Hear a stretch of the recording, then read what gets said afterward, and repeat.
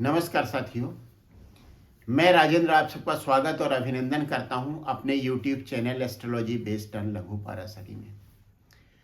राजयोगों की श्रृंखला में आज राशि चक्र की 11वीं राशि कुंभ में ले रहा हूं, जो शनि की राशि है, शनि की मूल त्रिकोण राशि, और शनि इसी राशि से गोचर कर रहा है। तो वो तो बात हुई गोचर की। यहां मैं बात कर रहा हूं कुंभ लग्न में बनने वाले राजयोगों की। आप कोई भी कुंडली ले लें, कंप्यूटर से बनी हुई या किसी विद्वान ज्योतिषी से बनी हुई, जन्मांग के ऊपर के भाग में बीच में जो भाव होता है वह लग्न होता है, और साथ ही साथ वह प्रथम भाव भी होता है। लेकिन प्रथम भाव में प्रथम भाव लिखा नहीं जाता, शब्दों में नहीं लिखा जाता। उस समय जातक के जन्म के समय जो राशि उदित होती है उसका अंक लिखा जाता है। तो भाव तो प्रथम ही रहेगा। कुंभ लग्न होगी, लग्न पहला भाव ही होगा, लेकिन उसमें शनि की राशि कुंभ लिखी जाएगी, कुंभ का अंक लिखा जाएगा। और कुंभ का अंक क्या होता है? 11, क्योंकि कुंभ राशि चक्र की 11वीं राशि। अब इस शनि लग्नेश हो गया, इसलिए कुंभ लग्न के लिए शुभ हो गया। उसकी दूसरी राशि पड़ेगी द्वादश भाव में, इसलिए द्वादश भाव भी शुभ फल देगा, लेकिन द्वादश भाव के कारकत्वों के अनुरूप। जैसे शनि की महादशा में व्यक्ति की कोई बीमारी ठीक हो सकती है। कैसे?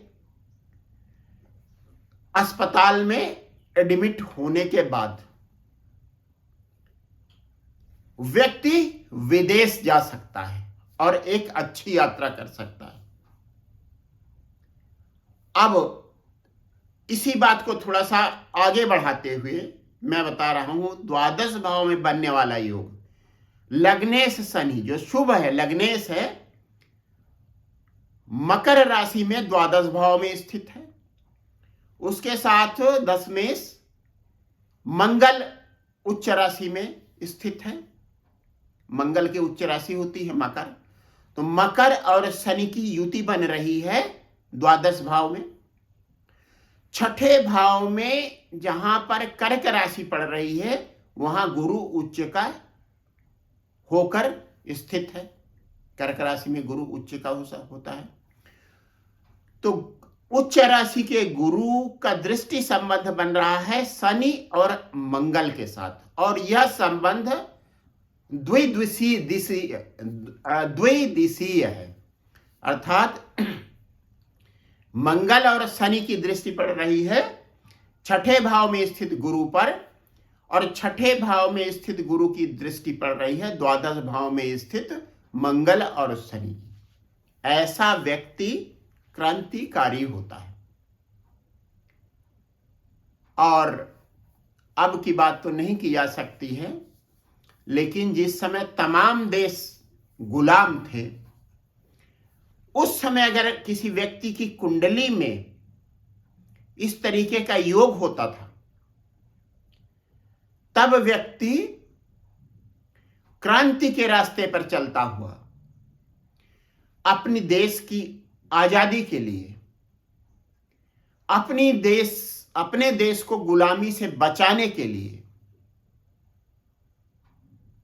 क्रांति का रास्ता पकड़ता था, ग्रहण करता था, अख्तियार करता था, और बहुत बार उसे जेल भी जाना पड़ता था। विचार अच्छे हैं, रास्ता क्रांति का है, क्योंकि मंगल उसमें शामिल हो रहा है, साथ ही साथ शनि है, और गुरु की वहां दृष्टि पड़ रही है। इसका मतलब एक उचित मार्ग पर जा रहा व्यक्ति। लेकिन 12वां भाव चूंकि जेल यात्रा का भी है, बंधन का भी है, इसलिए व्यक्ति को जेल यात्रा भी करनी पड़ रही।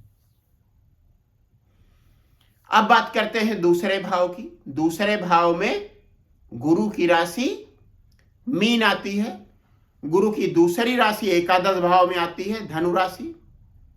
इस तरह से गुरु अशुभ तो होता है स्वास्थ्य के लिए, मानसिक स्वास्थ्य के लिए, शारीरिक स्वास्थ्य के लिए, लेकिन धन देने वाला ग्रह होता है, आय प्रदान करने वाला, धन संचित करवाने वाला ग्रह गुरु होता है। गुरु एकादश भाव और द्वितीय भाव का स्वाभाविक कारक है। द्वितीय भाव और एकादश भाव दोनों में गुरु की राशि आ रही है। उसके बाद बात करते हैं तृतीय भाव की। तृतीय भाव में मंगल की राशि मेष आती है और इसकी दूसरी राशि आती है दशम भाव में। इसका मतलब व्यक्ति का जो व्यवसाय होगा, जो कैरियर होगा, जो बिजनेस होगा, उसका कुछ ना कुछ संबंध तृतीय भाव से होगा। तृतीय भाव किस चीज का भाव है? लेखन का, हॉबीज का, अपनी रुचि का। अगर ऐसे मंगल का संबंध कुंभ लग्न के शुभ ग्रहों से हो जाए तो व्यक्ति तृतीय भाव के कारकत्व के अनुसार किसी व्यवसाय में सफल हो सकता है। अब पहला शुभ ग्रह हुआ कुंभ लग्न के लिए शनि, चूंकि लग्नेश है। उसके बाद पंचमेश हुआ बुध, पंचम भाव में बुध की राशि आती है मिथुन, और बुध की दूसरी राशि आती है अष्टम भाव में कन्या। और तीसरा सबसे ज्यादा शुभ ग्रह और योग कारक ग्रह हुआ शुक्र। नवम भाव में शुक्र की राशि आती है और शुक्र की राशि तुला आती है। चतुर्थ भाव में शुक्र की राशि वृष आती है। अगर मंगल का संबंध किन्हीं शुभ भावों में या अशुभ भाव में भी बुध और शुक्र के साथ हो जाए तो व्यक्ति कैरियर में बहुत प्रगति करता है और बहुत बार उसका रास्ता, उसका कैरियर पथ तृतीय भाव के अनुरूप होता है, उसकी हॉबीज के अनुरूप, और ऐसा व्यक्ति सफल लेखक भी हो सकता है। इसका एक उदाहरण है बीवी रमन, भारत के सबसे प्रसिद्ध ज्योतिषी स्वर्गीय बीवी रमन। उनकी कुंडली में मंगल बुध और शुक्र के साथ सप्तम भाव में बैठा था। सप्तम भाव दशम भाव से दशम है, तो किसी दशम भाव के अच्छे फल के लिए यह आवश्यक है कि उससे दसवां भाव भी अच्छी स्थिति में हो, अर्थात सप्तम भी अच्छी स्थिति में हो। अब दसम भाव का स्वामी हुआ मंगल, वह लग्न में आ गया बुध और शुक्र के साथ। यह बीवी रमन की कुंडली की मैं बात कर रहा हूं। और मंगल तृतीयेश है, तो तृतीयेश मंगल भाग्येश बुध, भोगेश शुक्र और पंचमेश बुध सप्तम भाव में आ गया।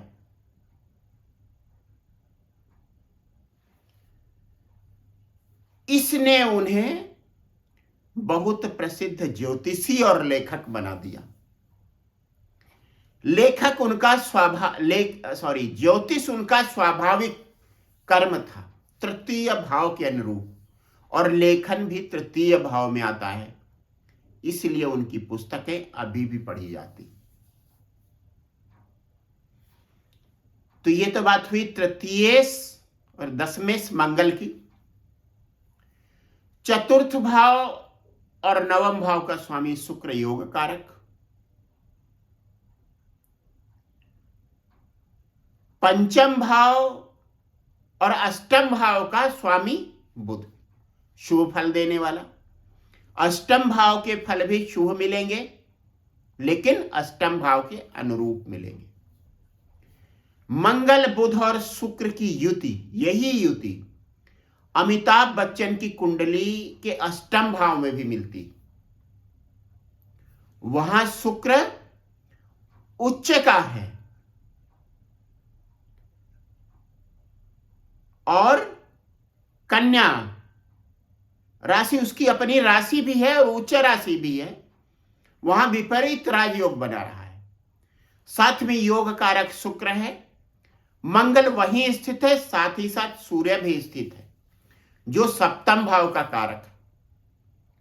अमिताभ बच्चन को सफलता मिली, लेकिन अष्टम भाव के कारकत्व के अनुरूप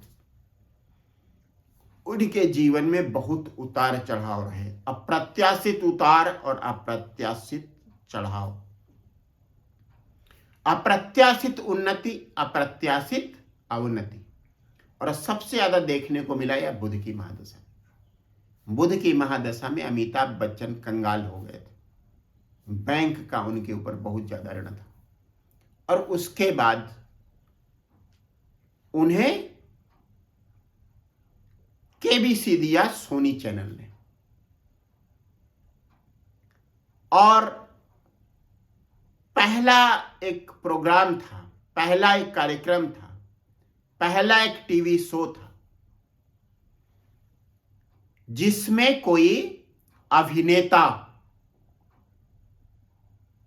भाग ले रहा था, उसको प्रस्तुत कर रहा था, और उसने उन्हें इतनी ऊंचाइयों पर पहुंचा दिया जितनी ऊंचाई पर वे कभी भी नहीं थे। तो ये हुआ विपरीत राजयोग, अष्टम भाव में बनने वाले शुभ ग्रहों का फल। और अमिताभ की कुंडली की अगर बात करें तो छठे भाव में जहां कर्क राशि आती है, वहां उनकी कुंडली में गुरु उच्च का होकर बैठा है।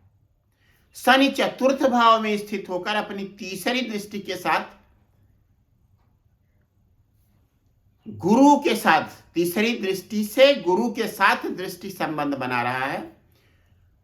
गुरु आय का और धन संग्रह वाले भाव का स्वामी, और हम सबको पता है इस समय अमिताभ बच्चन अपार संपत्ति के मालिक हैं। चंद्रमा छठे भाव का स्वामी होता है, कुंभ लगने के लिए, इसलिए अच्छे फल नहीं देता। सप्तम भाव में सूर्य की राशि सिंह आती है, एक क्रूर ग्रह है, और सप्तम भाव केंद्र में आता है, इसलिए क्रूर ग्रह होने के कारण सूर्य भी शुभ फल देता है। तो यह तो बात हुई ग्रहों की, शनि लग्नेश और द्वादशेश शुभ, एकादशेश और द्वितीयेश गुरु धन के लिए अति शुभ, लेकिन स्वास्थ्य और मानसिक चिंताओं के लिए अशुभ, मानसिक स्वास्थ्य के लिए अशुभ। मंगल तृतीयेश होने के कारण थोड़ा सा अशुभ, मेहनत के बाद फल दिलाने वाला, दशम भाव का भी कारक है। बुध पंचमेश शुभ, अष्टमेश भी है, इसलिए अपनी दशा महादशा में पंचम भाव के साथ साथ अष्टम भाव के भी फल देता है। चंद्रमा अशुभ, अपनी दशा महादशा में व्यक्ति को बीमार बनाता है। सूर्य बिजनेस में, प्रोफेशन में सफलता दिलाता है। और योग कारक है शुक्र, वही शुक्र दशमेश के साथ युति करके अमिताभ बच्चन को अभिनय के क्षेत्र में ऊंचाइयों पर ले गया है। तो ये हुए 7 ग्रहों की बात। अब कुछ और योगों की बात कर लेते हैं। अगर गुरु और मंगल के बीच राशि परिवर्तन हो रहा है, गुरु 10वें भाव में आ गया है और मंगल 11वें भाव में आ गया है, और शुक्र 2य भाव में है जहां उसकी उच्च राशि मीन है, तो शुक्र पर गुरु और मंगल की दृष्टि होगी और व्यक्ति अपार संपत्ति का मालिक होगा और उसकी तमाम संपत्ति उसके प्रोफेशन से आएगी और प्रोफेशन उसकी प्रवृत्ति के, उसकी रुचि के अनुरूप होगा। क्यों? क्योंकि मंगल है तृतीय रुचि या हॉबी कहने वाले, हॉबी वाले भाव का स्वामी। गुरु धन देने वाला है, शुक्र भाग्य भाव का स्वामी है, शुक्र चतुर्थ भाव का स्वामी है। धन दौलत चल चल संपत्ति व्यक्ति के पास बहुत होगी इस योग में। गुरु और मंगल आपस में राशि परिवर्तन योग बना रहे हैं। मंगल हो गया है 11वें भाव में, 11वें भाव में क्रूर ग्रह शुभ फल देता है। गुरु आ गया 10वें भाव में और शुक्र उच्च का होकर 2य भाव में पहुंच गया है। 2य भाव शुक्र का स्वाभाविक भाव है। आप हमेशा से काल पुरुष की कुंडली याद रखिए। जहां भी शुक्र की राशि वृष आएगी, जो काल पुरुष की कुंडली के 2य भाव की राशि है, अगर उसका शुक्र के साथ किसी तरीके का संबंध बन रहा है, तब ऐसा शुक्र धन देने में निश्चित रूप से सहायक होगा। 2य भाव हो और शुक्र हो, वहां पर अपनी उच्च राशि में हो, स्वराशि में हो, तो कहना ही क्या, व्यक्ति बहुत धनवान होगा। साथ ही साथ अगर शुक्र पीड़ित नहीं है तो संस्कारी भी होगा, मधुर आवाज का स्वामी होगा। इसके अलावा अगर शनि इसी योग में 9वें भाव में स्थित है, तो उसकी तीसरी दृष्टि 11वें भाव में बैठे हुए मंगल पर पड़ेगी। गुरु 10वें भाव में, मंगल 11वें भाव में, शनि उच्च का होकर 9वें भाव में। शनि की तीसरी दृष्टि पड़ रही है 11वें भाव स्थित मंगल पर। मंगल की चौथी दृष्टि पड़ रही है 2य भाव में स्थित उच्च राशि के शुक्र पर, और गुरु की 5वीं दृष्टि पड़ रही है उसी शुक्र पर। तो बहुत बड़ा धन योग, संपत्ति योग, प्रतिष्ठा प्रदायक योग बन रहा है इन सब ग्रहों की युति से। इनमें से एक एक करके ग्रह आप हटाते जाइए। अगर शनि नहीं होगा उससे थोड़ा सा कम अच्छा, अगर गुरु नहीं होगा तब भी धन योग बनेगा और व्यक्ति अपनी मेहनत से, अपने प्रोफेशन से धन अर्जित करेगा। अगर मंगल भी धन भाव में नहीं है, केवल शुक्र भी बैठा हुआ है 2य भाव में, तब भी व्यक्ति को धन मिलेगा, भाग्य से मिलेगा, मां से मिलेगा, पिता से मिलेगा, अपने से बड़े बुजुर्गों के आशीर्वाद से मिलेगा। आप सबका बहुत बहुत धन्यवाद। मेरे YouTube चैनल को लाइक करने के लिए, शेयर करने के लिए और सब्सक्राइब करने के लिए एक बार फिर से बहुत बहुत धन्यवाद आप सबको मिलते हैं।